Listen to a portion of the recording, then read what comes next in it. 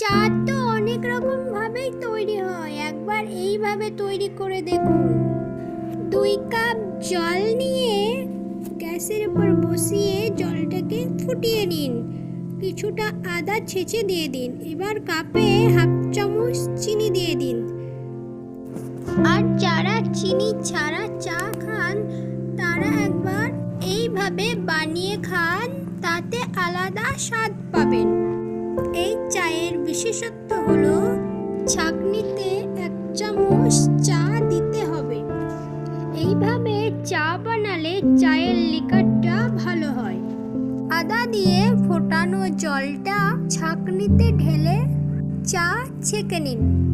তারপর চিনিটাকে চামচ দিয়ে গুলিয়ে নিন। আপনারা ইচ্ছা করলে এই চায়ের ভিতরে এলাচ এবং দুধ দিয়েও করতে পারেন। আমি ভিডিওটি